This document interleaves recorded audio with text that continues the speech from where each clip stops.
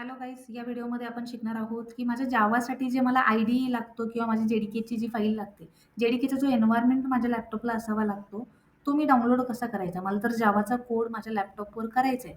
जर प्रोग्राम मला successfully run करायचा आहे तर त्यासाठी मला जेडीकेची फाईल लागते, बरोबर. सोबतच मला एक एन्व्हायरमेंट लागतो, एक असा मला आयडी लागतो ज्याच्यावर मी प्रोग्राम लिहू शकेल. आता तो डाउनलोड कसा करायचा, त्याची प्रोसेस काय हे आपण आधी बघूया. तर सगळ्यात पहिलं तर एक काम करायचं आहे की आपल्या नक्की पीसीवर ॲक्च्युअलमध्ये जावा जेडीके इन्स्टॉल आहे का नाही हे पहिलं चेक करून घ्यायचं.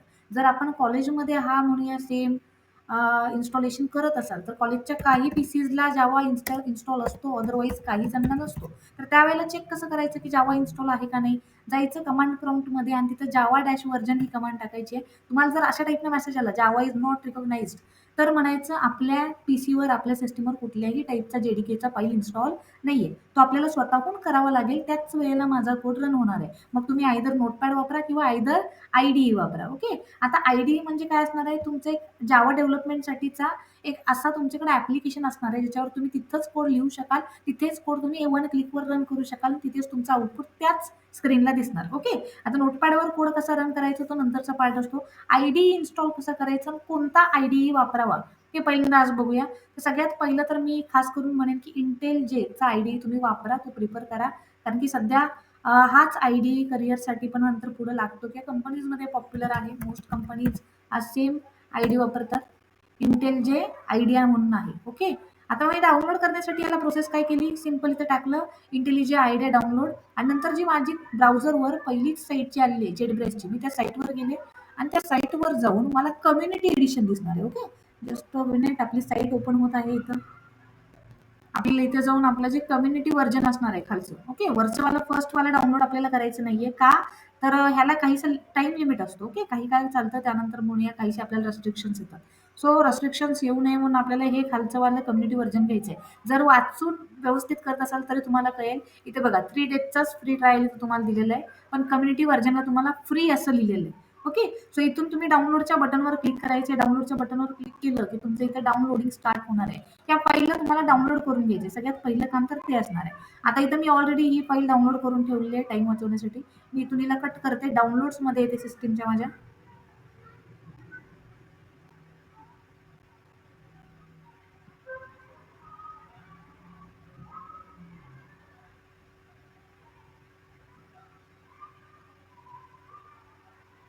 ओके. सिस्टीमच्या डाउनलोडमध्ये आपण आल्यानंतर आपल्याला इथं दिसत असेल बघा, आयडियल म्हणून ही फाईल दिसते.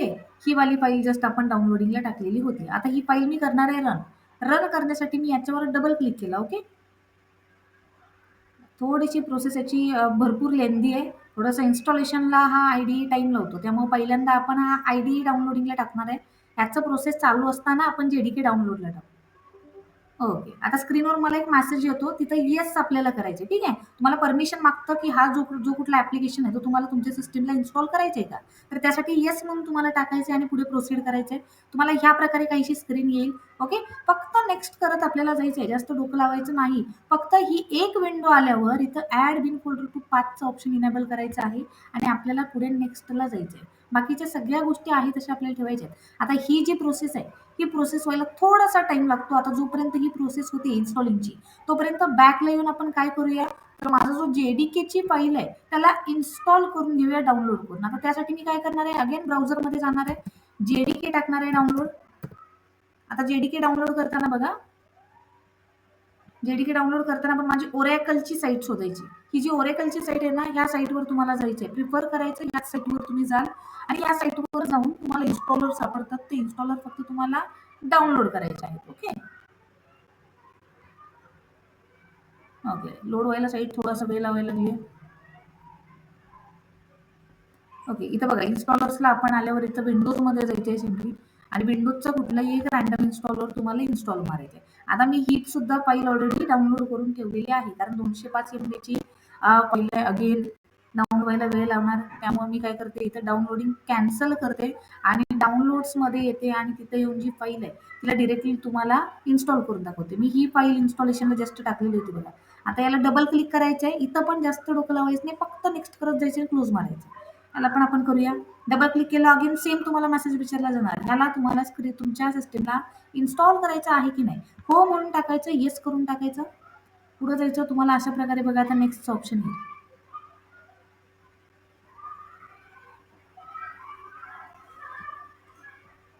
ओके, जोपर्यंत होतोय आपण बघूया त्याला हा वाला इन्स्टॉलेशन कुठे झालंय बघा. हा अजून चालू आहे. भरपूर इन्स्टॉलेशनला एक्स्ट्रॅक्ट व्हायला पहिले भरपूर टाइम लागतो, राईट.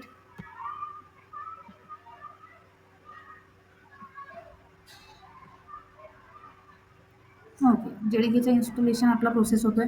हे बघा, जेडीकेची फाईलवर डबल क्लिक केल्यानंतर येस केल्यानंतर अशी मला नेक्स्टची विंडो येते. मला फक्त नेक्स्ट करायचंय, नेक्स्ट करायचंय.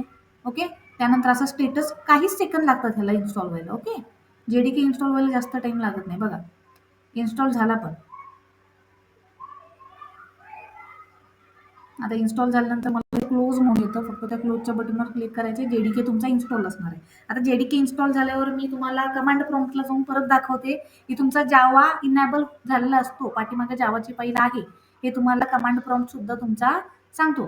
ते कुठे बघायचं, कसं बघायचं ते अगेन आपण बघूया. परत एकदा कमांड प्रॉम्प्ट उघडू. तिथं मगाची सेम कमांड आपण टाकणार आहे, जावा डॅश वर्जन. ओके, त्यानंतर तुम्हाला आता मात्र दिसणार आहे की तुमची जेडीके 23 तिथं प्रेझेंट आहे. जावाचं 23चं वर्जन, जेडीके 23 हे वर्जन तुमच्या सिस्टीममध्ये प्रेझेंट आहे हे तुम्हाला दाखवायला लागेल.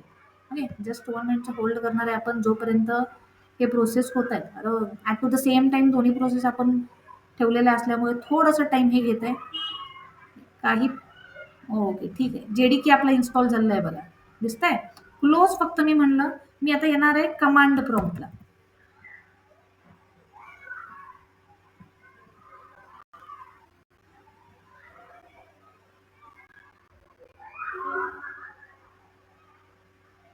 कमांड प्रॉम्प्टला आपण आलेलो आहे. मी फक्त इथे टाकणार आहे जावा डॅश वर्जन. ओके, जावा डॅश वर्जन टाकल्यानंतर बघा इथे आपल्याला आता काय दिसतंय, जावाचं 23 वालं वर्जन इथं प्रेझेंट आहे. माझ्याकडे जावाचं इथं बघा रन टाईम एन्व्हायरमेंट आलेलं आहे. इथं तुम्ही जावाचा कोड म्हणजे रन आता करू शकता. ओके, हे आपलं क्लिअर झालेलं आहे. जेडीके इन्स्टॉलेशन सक्सेसफुल झाल्यानंतर हा आयडी व्यवस्थित आपल्याला करून घ्यायचा आहे. आयडी व्यवस्थित होणे आणि फर्स्ट प्रोजेक्ट त्याचा एकदम व्यवस्थित रन करणे ही सगळ्यात महत्त्वाची गोष्ट आहे. आज आपण पहिलावाला कोड सुद्धा रन करून बघूया. तोपर्यंत काय करूया, एक बेसिक कोड आपण करून बघूया. ठीक आहे, जोपर्यंत हे होते आपण थोडासा होल्ड करूया आणि नोटपॅड उघडून एक बेसिक कोड आपण करून बघूया. सिम्पली नोटपॅड मी उघडलाय. तुम्हाला कॉलेजमध्ये ह्याच रीतीने शिकवलं जाणार आहे. नोटपॅडमध्ये नोटपॅड उघडायचा असतो कॉलेजमध्ये गेल्यावर. त्यानंतर तिथे एक न्यू टॅब घ्यायचा. तुमचा जो काही कोड असेल, ठीक आहे, जावाचा फर्स्ट कोड तो तिथं टाईप करायचा. मी आता इथं म्हणते काहीतरी क्लास ABCD. ABCD नावाचा मी एक क्लास बनवला आहे. ह्याच्यामध्ये मी आता पब्लिक स्टॅटिक वॉइड मेनचं फंक्शन घेणार आहे, ज्याच्यामध्ये स्ट्रिंग क्लासचे आर्ग्युमेंट्स मी पास करणार.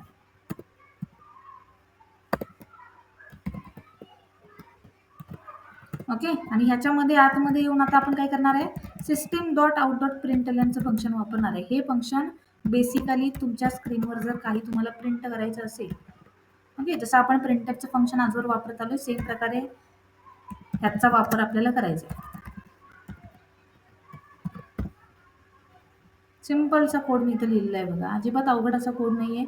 एक बेसिक कोड आपण बनलाय ज्याच्यामध्ये हॅलो देअर प्रिंट होणार आहे. आता या कोडला मी करून घेणार आहे सेव्ह. सेव्ह करताना तुम्ही सिस्टीममध्ये कुठे सुद्धा सेव्ह करू शकता. Okay, doesn't matter. मी आता इथं डेस्कटॉपला सेव्ह करते याला, अदरवाईज आपण म्हणूया डॉक्युमेंट्सला याला सेव्ह करूया. आणि फक्त सेव्ह करताना काळजी काय घ्यायची आहे, जे क्लासचं नाव तुम्ही दिले, आता मध्ये ABCD क्लासचं नाव मी दिलंय, तर त्याच नावाने फाईल सेव्ह करायची आणि ऑल फाईल्स म्हणून खाली करायचे. ओके, मी सेव्ह केलं. आता याला रन कसं करायचं बघा. तुमच्या कमांड प्रॉम्प्टला तुम्हाला मागे येऊन यायचे. मी कमांड प्रॉम्प्टला आले.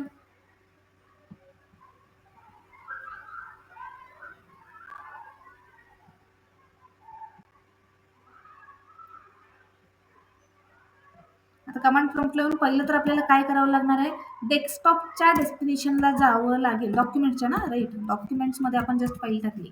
डॉक्युमेंटच्या डेस्टिनेशनला कसं जायचं, CD डॉक्युमेंट्स करायचं. आलं डॉक्युमेंट्समध्ये. आता इथं फाईल कुठली आहे माझी, ABCD डॉट जावाची. मी तिला कंपाईल कसं करणार, जावासी द्यायचं आणि फाईल नेम द्यायचं माझे ABCD डॉट जावा दिलो. इथं फाईल होणार आहे माझी आता कंपाईल.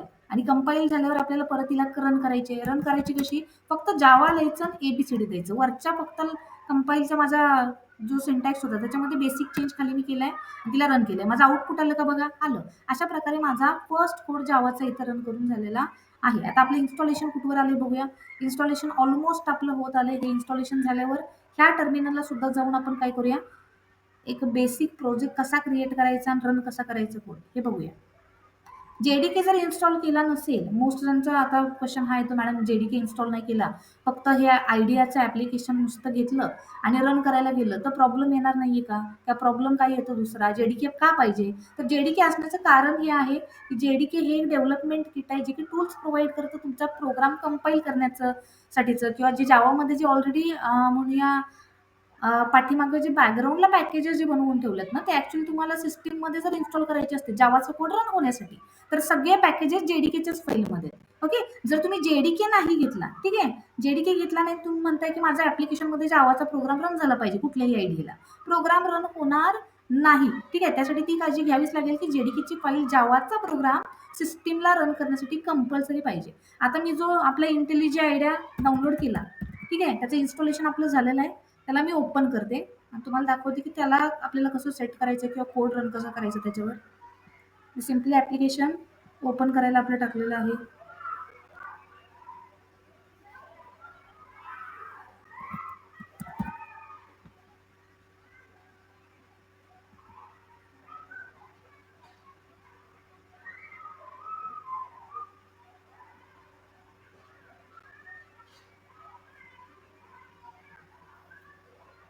ओके, ऍप्लिकेशन आपलं ओपन व्हायला बराच वेळ लावत आहे, तोपर्यंत होल्ड करूया. पाठीमागचे जे आपले टर्मिनल्स आहेत ते तोपर्यंत आपण घालून घेऊयात.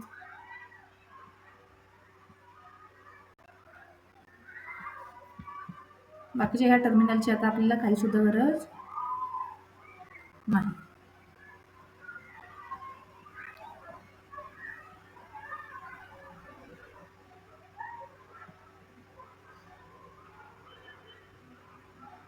ओके, आता इथं मला आलं बघा, इम्पोर्ट करायचं आहे का तुम्हाला व्हिज्युअल स्टुडिओ कोडला. इथं मी सध्या तरी स्किप मारणार आहे. ओके, स्किप मारल्यावर आता डिरेक्टली तुम्हाला एक विंडो ओपन होईल, ज्या विंडोमध्ये तुम्हाला विचारलं जातं की तुम्हाला नवीन प्रोजेक्ट बनवायचा आहे की अजून बाकीचे काय ऑप्शन्स करायचे. ठीक आहे, सिम्पल आपण जे काय आपली ऍक्टिव्हिटी आहे ती परफॉर्म करणार आहे. जे प्रोजेक्ट आहे आपला फर्स्ट जावाचा, तो युझिंग आयडी तयार करणार आहे. ते थोडंसं हे स्लो झालंय, मल्टिपल डाउनलोड्स पाठीमागे चालू होते सेम टाइम. आपण भरपूर आत्ता टास्क केल्यामुळे थोडंसं हे स्लो डाऊन झाली आहे प्रोसेस. एक होल्ड करूया. हे बघा, इथं मला आलं, न्यू प्रोजेक्टवर मी क्लिक करणार आहे. सिम्पल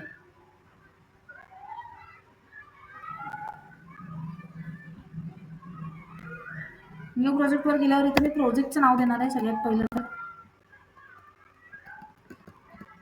रॅन्डम प्रोजेक्टचं आपण नाव द्या. हे येणार आहे तुमच्या ऍक्च्युअल फोल्डरचं नाव. ठीक आहे, मी म्हणते फर्स्ट कोड. आता इथं बघा, बऱ्याच जणांच्या पीसीला हे ऑटोमॅटिकली काम होतं. इथं जेडीकेची फाईल सिलेक्ट व्हायचं. In case he file select होत नाहीये तर मगाशी जी आपण फाईल डाउनलोड केली ना, तिचं तुम्हाला इथे जाऊन पाथ द्यावा लागणार आहे. ओके, तो पाथ कुठे सापडतो, तर आपला जो लोकल डिस्क सी असतो ना, त्याच्यामध्ये जावाची फाईल तुम्हाला सापडते प्रोग्राम फाईल्समध्ये. तिथला पाथ फक्त तुम्हाला द्यायचा असतो. ओके, आता ही बघा मी इन्स्टॉलेशनला टाकलेला आहे. आपला नवीन एक प्रोजेक्ट आपण फॉर्म जस्ट केलेला आहे. आता तो प्रोजेक्ट आपल्याला उघडेल. त्याच्यामध्ये जाऊन आपल्याला काय करायचं आहे, आपला जो फर्स्ट कोड आहे तो रन करायचा आहे. सिम्पलचं काम आहे, अगदी अवघड असं काहीच नाहीये. अशा टाईपने ज्यावेळेला तुम्हाला विंडो ओपन होते, फक्त तुम्हाला काय करायचं आहे, आता इथं SRCची फाईल उघडायची आणि त्याच्यामध्ये जाऊन तो कोड टाईप करायचा आहे. आता बाय डिफॉल्ट सुद्धा इथे एक फाईल येते मेनची. ठीक आहे, मेन डॉट जावाची इथे एक आपल्याला बाय डिफॉल्ट फाईल येते. ठीक आहे, तुम्हाला जस्ट मी दाखवतेच ती. थोडंसं वेळ घेणार आहे आपल्याला.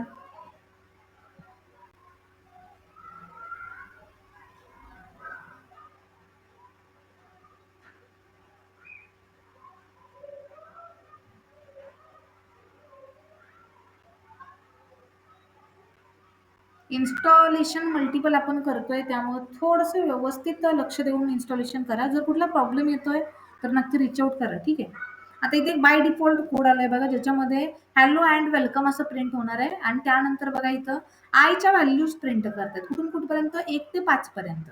ठीक आहे, आता हा कोड रन करून मी दाखवते. तर आता नवीन जर कोड तुम्हाला लिहायचा असेल, ठीक आहे, नवीन फाईल अशीच जर तुम्हाला पाहिजे असेल तर तुम्ही हे SRC आहे ना, त्याच्यावर राईट क्लिक करू शकता आणि तर राईट क्लिक करून जावाचा क्लास न्यू घेऊ शकता. इथं न्यूचं ऑप्शन आलंय बघा, जावा क्लास तुम्ही इथं दिला ना, तर इथून तुम्ही नवीन फाईल सुद्धा तुमची घेऊ शकता.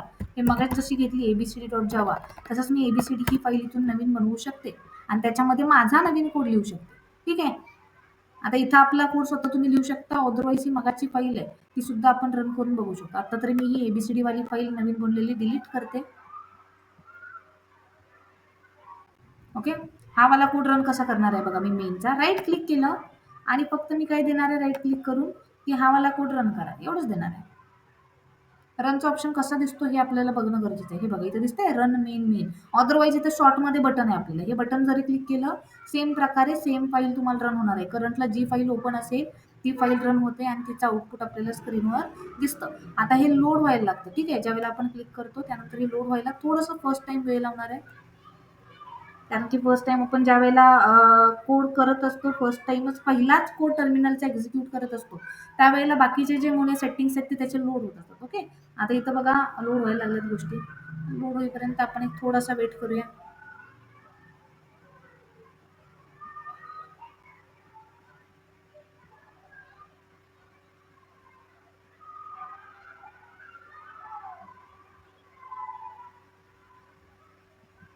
बघा भरपूर गोष्टी इथं लोड व्हायला लागल्यात. आपला बिल्ड लोड व्हायला लागलाय, फाईल स्कॅन व्हायला लागल्यात, अपडेट व्हायला लागल्यात.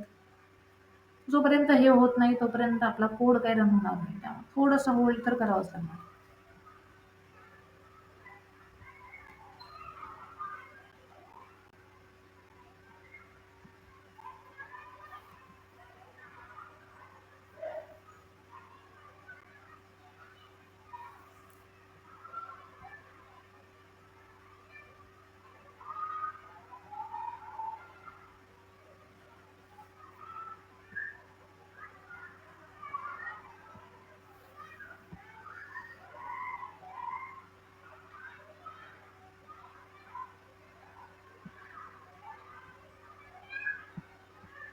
ओके.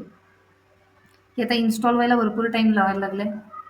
काही हरकत नाही. ह्याचं इन्स्टॉलेशन जोपर्यंत होतंय आपल्याला तर वेट करायचं नाही. आय होप सो तुम्हाला सगळ्यांना कळलंय की कोड रन कसा करायचा. ॲक्चुअल कोड इथंच रन करण्यासाठी ते सगळं आपल्याला म्हणून गोष्टी भेटणार. ह्याच टर्मिनलला काय यूज करा असं माझं पर्टिक्युलरली का म्हणणं आहे. कारण की तुम्ही नोटपॅड टेम्पररी वापराल. ओके. जर तुम्हाला स्मार्ट कोडिंग करायचे तर हे टर्मिनल आलंच पाहिजे. इन फ्युचर प्लस आणि नंतर ज्यावेळेला आपण कंपनीजमध्ये बाहेर पडतो ना, अचानक मुनिया अशा टाईपचं टर्मिनल लागलं की जे तुम्ही आजवर कधीच यूज केलं नाहीये. ठीक आहे. आणि त्यावेळेला मुनी अचानक यूज करायची नौबत पडली, तर तेव्हा ॲटलीस्ट तुम्हाला एकतरी टर्मिनल जुना माहीत असावा, जो कंपनीच्या आपल्या टर्मिनलसारखा दिसतो किंवा तुम्ही तशा टाईपचं टर्मिनल वापरलेलं असावं. ओके. आता प्रॉब्लेम कसा होणार, की अशा टाईपचे जे आयडी असतात त्याच्यामध्ये सेम टाईमला ऑप्शन्स भरपूर असतात. फॉर एक्झाम्पल इथं जरी मी आता म्हणलं, की हे जे तुम्हाला स्क्रीन आहे ती छोटी-मोठी करायची असेल, डार्क म्हणूया, थीम्स वगैरे चेंज करायचे आहेत, एवढंसं छोटंसं सेटिंग करायचं असेल, तरी मला बघा कुठून कुठपर्यंत जावं लागतं. इथं ऑप्शनमध्ये फाईलमध्ये जाऊन मला सेटिंगमध्ये जावं लागतं. तिथून मला ॲपिरियन्समध्ये जावं लागतं. तिथून मला बाकीच्या गोष्टी चेंज कराव्या लागतात. खूप म्हणजे कॉम्प्लिकेटेड आहे. याच्यामध्ये एक सोडून 10-10 सेटिंग असतात एकाच ठिकाणी. ओके. जस्ट सेटिंगचा मेन्यू मी दाखवला तरी तुम्हाला कळेल, की अरे हे कॉम्प्लेक्स किती दिसतं आतून. जर बघायला गेलं तर इथून बघा. थीम आहे तिथून बदलू शकता. तुम्हाला आवडेल तसली तुम्ही थीम ठेवू शकता. मी तर क्लासिक लाईट अशी जर थीम म्हणलं, ठीक आहे.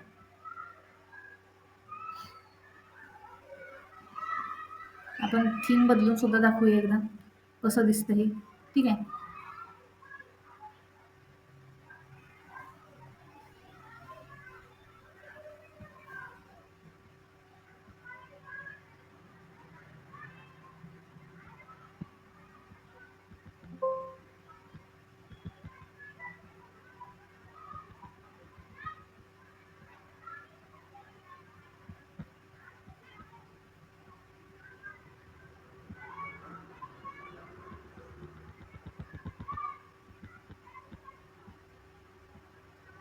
ओके. ठीक आहे. अपडेशन पण होत आलंय आता. अपडेट झालेच आहे. तर बघूया आपला मेन स्टार्ट होतोय का एकदा. कोड रन झाला. It's very well and good. एकदा तुम्हाला आउटपुट दिसेल. ओके दिसतंय. ठीक आहे. व्यवस्थितरित्या इथं आउटपुट दिसत आहे बघा. जसं मी आता तुम्हाला म्हणलं आयची व्हॅल्यू 1 to 5 दिसणार आहे आणि हॅलो अँड वेलकमचा मेसेज दिसणार आहे. आता इथं जरी मी म्हणूया काही व्हॅल्यू चेंज केल्या तर आयची व्हॅल्यू मला एक्सचेंज होईल. मी आता इथं 3 व्हॅल्यू केली तर आयची व्हॅल्यू कुठून कुठपर्यंत दिसणार आहे? 1 ते 3 पर्यंत. आता हे बेसिक कोड आपल्याला येतात. राइट? अशा टाईपचे बेसिक कोड तुम्हाला मेनच्या आतमध्ये जर टाकून करायला जमले तर आज ते करायचे. ठीक आहे. अगदी सोपं आहे. टर्मिनल वापरणं अजिबात काही अवघड नाहीये. फक्त थोडीशी प्रोसेस म्हणूया मल्टिपल प्रोसेसेस कराव्या लागतात, त्यामुळे अवघड वाटू शकते इन्स्टॉलेशनची. पण लक्षात ठेवायचं, की जेडीकेची फाईल असेल तरच गोष्टी वर्कआउट होणार आहेत. जेडीकेची फाईल नसेल तर काहीच वर्कआउट होणार नाहीये. ओके. जरी मी आयडी डाउनलोड केला तरी काही फरक पडणार नाही. कारण की माझ्याकडे जेडीकेची फाईल नसणार आहे. ती फाईल गेली तर हा कोड फक्त नावापुरता इथं दिसणार आहे. रन मात्र होणार नाही. ओके. आजचा व्हिडिओ इथंच संपूया. पुढच्या व्हिडिओमध्ये आपण व्हिज्युअल स्टुडिओ कोडचं इन्स्टॉलेशन कसं करायचं हे बघू.